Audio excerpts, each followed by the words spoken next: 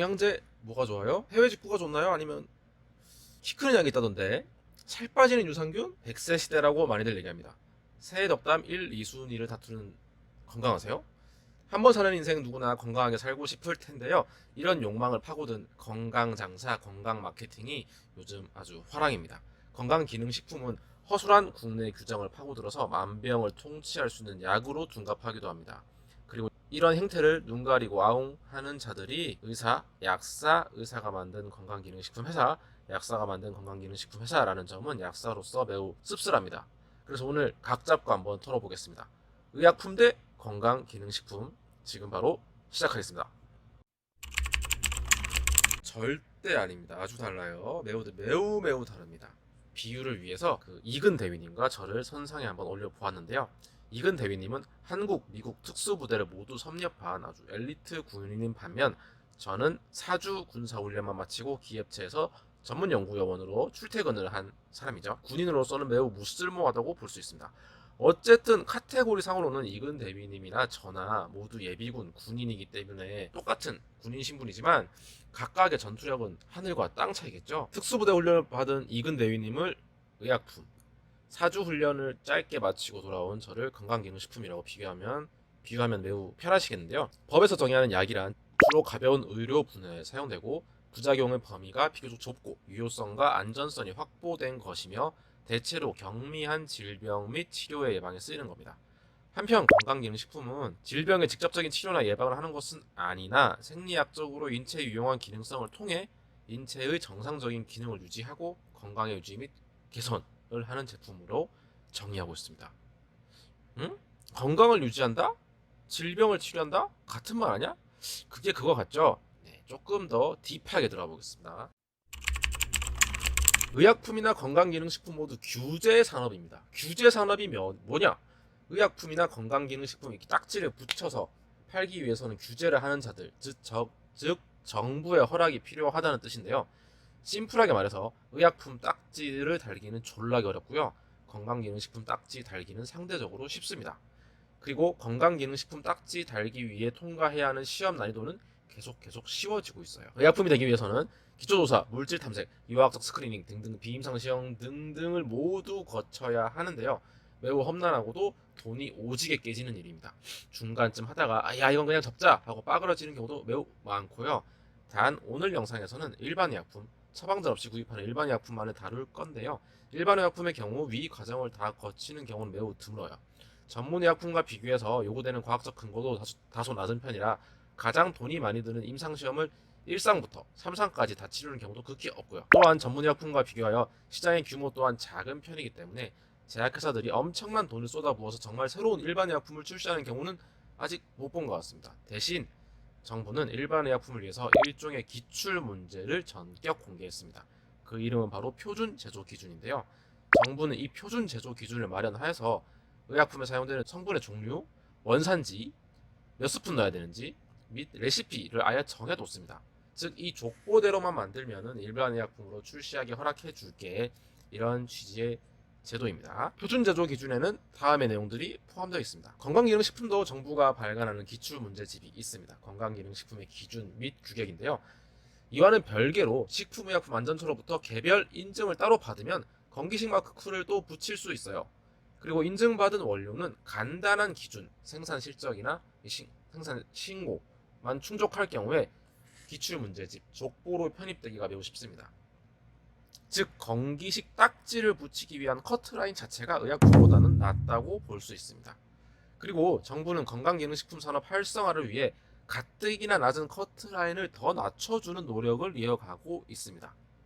첫 번째로 예전에는 건강기능식품이 등급제로 운영되었어요.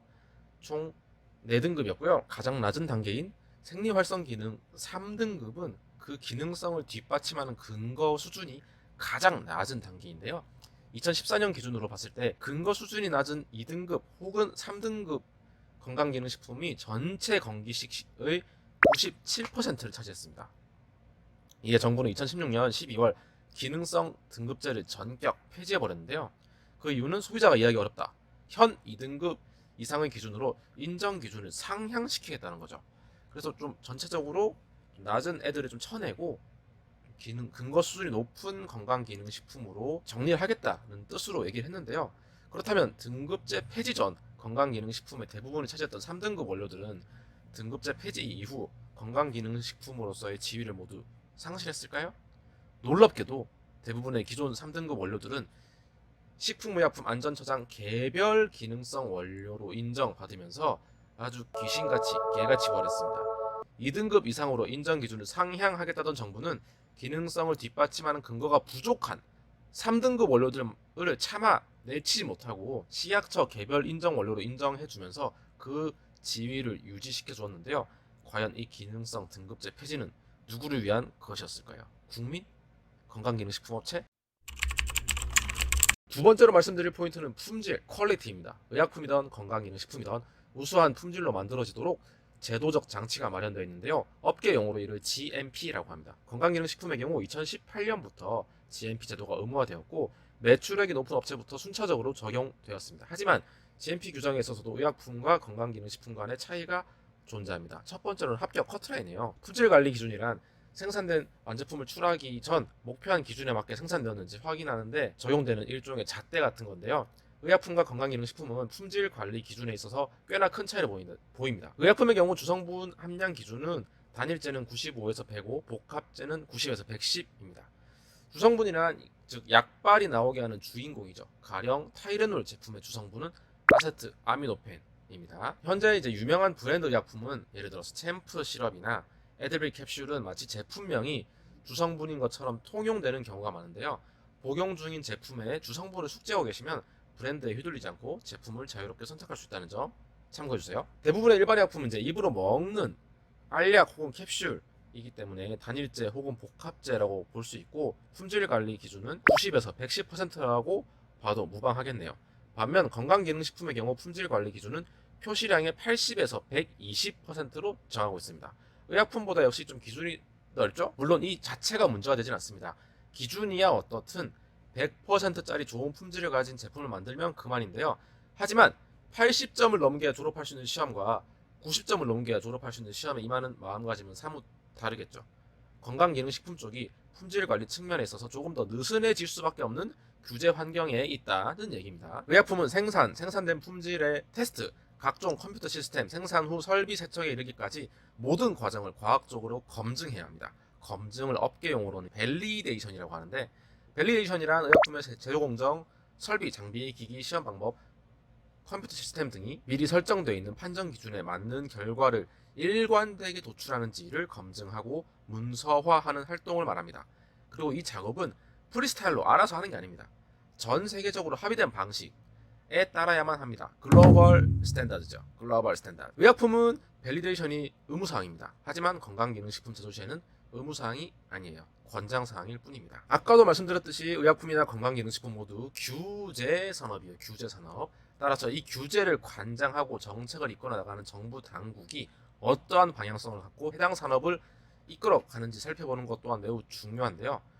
품질과 관련해서 정부의 규제 방향은 의약품과 건강기능식품이 이제 반대로 향하고 있다고 볼 수 있습니다. 정부는 2022년 8월 식의약 규제 혁신 100대 과제를 발표하면서 건강기능식품 시장 활성화를 위한 규제 완화책을 내놓았습니다. 주요 내용은 소분주와 판매 허용, 영업신고 제외 대상 확대, 실사 면제, 교육 의무 완화 보시면 다 풀어주는 거죠. 네, 완화해주고 즉 정부는 건강기능식품이 규제를 조이고 안전한지 여부를 더욱 빡세게 봐야 하는 대상이 아니라 좀 풀어줘도 되는 식품 시장 정도로 보고 있다는 것을 정책 방향을 통해서 유추할 수 있죠. 한편 의약품의 경우 설계 기반 품질 고도화, 업계 용어로 QBD라고 합니다. 를 적용하고자 하고 있습니다. QBD란 초기 설계 단계부터 과학적인 접근을 통해 한 차원 더 높은 수준의 의약품 품질을 구현하기 위한 방법론인데요. 실제로 이를 제약 현장에 접목하는 것이 매우 까다로운 것으로 알려져 있습니다. 식품의약품안전처가 컨설팅을 해준다는 기사를 발췌했고요. 요약하면 건강기능식품은 신시장 창출을 위한 규제 완화를 골자로 하고 있고 의약품은 더 높은 품질을 구현하기 위한 규제 강화로 가고 있는 거죠. 이와 같은 엇갈린 정책 방향은 기존 건강기능식품과 의약품에 가지고 있던 기존의 격차를 더욱 벌어지게 만드는 것이라고 보는 것이 제 개인적인 의견입니다. 그리고 품질에 영향을 줄 수 있는 유통 관련 이슈가 최근에 새롭게 발표되었는데요. 2024년 5월 8일부로 이제 당근 시장과 같은 중고거래 플랫폼을 통해서 건강기능식품을 개개인들끼리 사고 팔 수 있도록 정부가 허용을 했습니다. 그런데 우리 아버지가 먹다 남은 건강식품 중고시장에 팔긴 좀 그렇잖아요.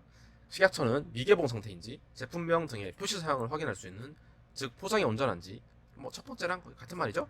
그리고 소비 기한이 6개월 이상 남아 있고 실온 또는 상온 보관 제품은 냉장 보관 안 된다는 거죠. 거래 가능한 것으로 가이드라인을 정해 놨는데요.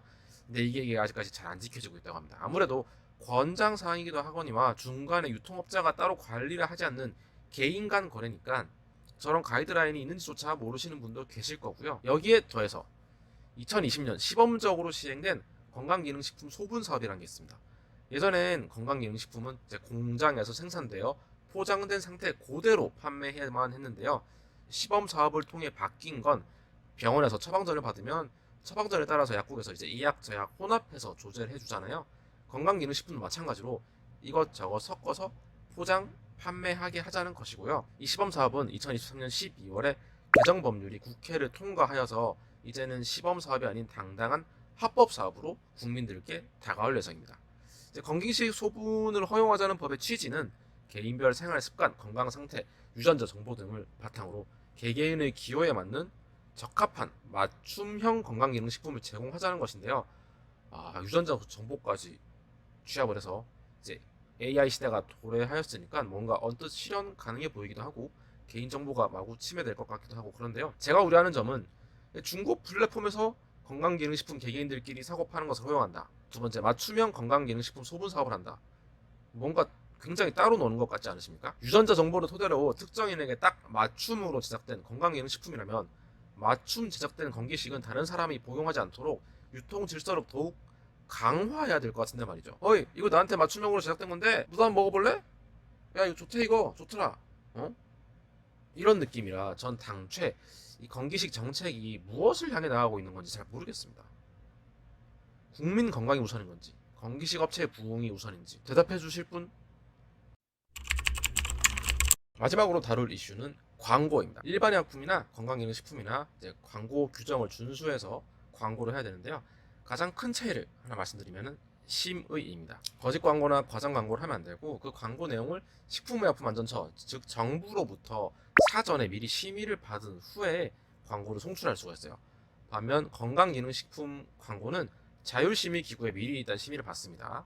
근데 이 자율심의기구가 한국건강기능식품협회예요. 기능식품협회에다가 심의를 받고, 쉽게 말해서 뭐 제 식구 느낌이죠. 우리가 남이가 이런 느낌. 건강기능식품협회에서 자율심의기구를 받은 후에 그 내용에 문제가 있을 경우에 식품의약품, 즉 정부가 사후 규제를 때리는 겁니다. 그러니까 일단 건기식의 경우는 일단 과대 광고로 쏴질러 놓고서 걸리고 나면은 죄송합니다. 죄송합니다. 아이고 죄송합니다. 몰랐습니다. 와 같은 경우가 건기식에서는 많다는 거죠. 그리고 건기식 광고는 객관적이고 과학적인 근거 자료에 의해서 표현되어야 된다고 명시되어 있는데요. 과학적인 근거에 대해 한번 얘기해 보겠습니다. 대부분의 사람들은 과학적인 근거, 과학적이다 라고 하면은 신뢰할 만하다고 생각하죠. 하지만 여러분, 이 과학적 근거에도 단계가 있다는 것을 아시나요? 근거 수준 피라미드라는 것이 있습니다. 이 피라미드는 가장 아래 단계에서 위로 올라갈수록 근거의 신뢰도가 높아진다는 것을 보여주는데요. 가장 낮은 단계의 근거 수준은 동물 실험이나 무슨 실험실 데이터입니다. 물론 동물 실험이나 실험실 단계의 실험이 전혀 중요하지 않다는 것은 아닙니다. 다만 이 단계의 실험들은 기본적으로 기초 연구라고 할 수 있습니다. 예를 들어서 어떤 약이 될 만한 물질이 실제로 효과가 있는지, 부작용은 없는지 등을 확인하는데 이를 바로 사람한테 테스트할 수 없으니까 동물이나 실험실에서 먼저 실험을 하는 건데요. 이 결과들이 아무리 좋아도 사람에게 바로 적용할 수 있는지 확실한 근거가 되진 않습니다. 즉 참고 자료로서의 활용 가치는 있겠으나 동물 실험에서 어떠한 결과가 나왔다고 해서 이를 사람에게 바로 활용할 수 있는 확정적 근거가 되는 것은 절대 아니란 것입니다. 예를 들어서 모 실험에서 암세포가 있는 쥐에게 A라는 물질을 먹였더니 암이 사라졌다고 합시다. 그럼 이걸 보고 A는 항암제다! 기적의 항암제다! 라고 할 수 있을까요? 그럴 수도 있고 아닐 수도 있습니다. 아직은 더 많은 연구가 필요한 거죠. 사람을 대상으로 한 추가 실험도 필요하고 그 실험에서도 좋은 결과가 나야지만 비로소 A라는 물질이 완벽한 항암제로 인정을 받을 수 있습니다. 하지만 안타깝게도 많은 건강기능식품을 만드는 업체들이 이런 초기 단계의 동물 실험 결과만을 가지고 마치 사람에게도 효과가 있는 것처럼 광고하는 경우가 많습니다. 그리고 광고를 할 때는 이제 동물 실험 데이터를 앞장서서 내세우면서 야, 이런 과학적인 근거가 있는 제품입니다. 이런 식으로 광고를 하는 거죠. 매우 불행한 일이며 분명히 소비자를 기만하는 행위입니다. 의약품은 포장 겉면에 의약품이라고 반드시 명시를 해야 되고 안에 들어있는 성분의 함량, 어떤 효과가 있는지 등을 정확하게 모두 표시를 해야 되는데요. 마찬가지로 건강기능식품은 포장 겉면에 건강기능식품이라고 반드시 명시를 해야 되며 영양기능 정보를 명확하게 표시해야 됩니다. 반면 기타 가공품, 혼합 음료라는 카테고리의 제품도 있습니다. 얘네들은 별도의 기능성에 대한 내용이 적혀 있진 않아요. 예를 들어서 뭐 효과, 이걸 먹으면 허리가 좋아진다라든지 이런 거는 적혀 있지 않습니다. 형 규정이 그렇기 때문입니다. 혼합 음료나 기타 가공품은 별도의 기능성을 갖지 않는 그냥 식품 분류일 뿐입니다. 물론 이런 분류의 제품을 드시지 말란 것은 아닙니다. 드셔도 되고 약국에서 판매하는 기타 가공품이나 혼합 음료 많이 있어요. 뭐 또한 드셔도 전혀 문제는 없습니다. 단 혼합 음료, 기타 가공품, 기타 식품과 같은 그 분류의 제품들은 내세울 수 있는 특정한 기능이나 효과가 없어요. 법이 그렇습니다. 법이 뭔가 기능을 주장하고 싶다면 건강기능식품으로 인정을 받거나 의약품으로 허가를 받아야만 해요. 물론 원 개발자들은 억울할 수 있겠죠. 니들이 모르는 정말 어마어마한 효과가 있다고, 보이지 않는 무언가 something invisible이 있다고 이 바보들아, 이럴 수도 있겠으나 뭐 그건 일단 차치하자고요. 형 규정이 그렇다는 겁니다. 억울하면 건기식이나 의약품으로 허가를 받으면 되잖아요. 규정을 무시할 거면 왜 법이 왜 있고 국가가 왜 존재합니까? 그럼에도 불구하고 혼합 음료나 기타 공품 등으로 분류된 제품이 항암 효과가 있다는 등 세포 치료를 한다는 등 주장을 하고 약사를 대상으로 교육하는 업체들이 매우 많이 있습니다. 이런 업체들이 일차적으로 문제이긴 하고요. 해당 업체들의 주장을 필터링 없이 맹신하고 소비자들께 그대로 전달하는 약사님들도 2차적인 책임이 있다고 저는 생각을 합니다. 의사나 약사가 아닌 일반 소비자들이 근거 수준이 낮니 높니를 파악하는 것은 매우 어렵기 때문이죠. 그리고 내세울 수 있는 검증된 효과가 없는 제품이다 보니까 기타 가공품이나 혼합 음료들은 대체적으로 곁다리를 강조하는 경향이 강합니다. 이를테면 1초에 하나씩 팔리는 제품, 슈퍼 나노 기술이 적용된 녹여서 먹을 수 있는 휴대하기가 편한 그와 같은 내용이죠. 그래서 굳이 딱 하나만 말씀드리면 제품 분류상 기타 가공품, 혼합 음료, 기타 식품, 얘네들은 건강해지기 위해 혹은 내가 가진 지병을 치료하기 위해 먹고자 하는 영양제 쇼핑 대상에서는 그냥 바로 제외해버리십시오. 주절주절 좀 말이 길었죠? 의약품, 건기식, 그래서 어떻게 다른데? 의약품과 건강기능식품을 세 가지 관점에서 제가 비교를 해드렸는데요. 허가, 품질, 광고, 이 측면에서 봤을 때 의약품과 건강기능식품 모두 표준화된 기준에 따라서 탄생합니다. 다만 건강기능식품은 이 기준이 좀 낮은 편이고 정부는 낮은 기준을 계속 더 낮춰주고 있는 것이 현 추세입니다. 품질의 관점에서 건강기능식품보다 의약품이 규제 환경이 더 타이트합니다. 더 빡세게 관리하고 더 빡세게 만든다는 거죠. 또한 정부는 건강기능식품 규제 완화를 골자로 현행 건강기능식품 품질 관리 관련 규정을 더욱 느슨하게 풀어주고 있어요. 품질 관련 격차는 더욱 벌어질 수밖에 없을 것입니다. 마지막으로 광고 관점에서 의약품은 사전 심의, 건강기능식품은 자율 심의 이후 문제 발생 시 사후 규제입니다. 이로 인해서 건강기능식품 관련 과대 광고 문제는 지속해서 불거지고 있는 것이 현실입니다. 또한 별도의 기능성이나 효과가 없는 혼합 음료, 기타 가공품 등이 건강기능식품으로 오인되어 유통, 판매될 수 있으니 각별히 주의하시는 게 좋겠습니다. 누구나 건강하게 오래 살고 싶을 텐데요. 사실 무슨 약, 무슨 건기식을 먹냐 보다는 건강한 식습관, 규칙적인 생활, 긍정적 마음가짐 등이 무엇보다 중요하겠죠.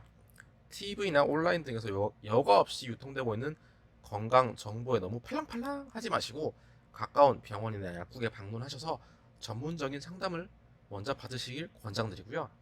그게 힘드실 경우에는 제 영상 하단에 댓글로 문의해 주시면 제가 최대한 정확하게 답변해 드리도록 하겠습니다. 안녕.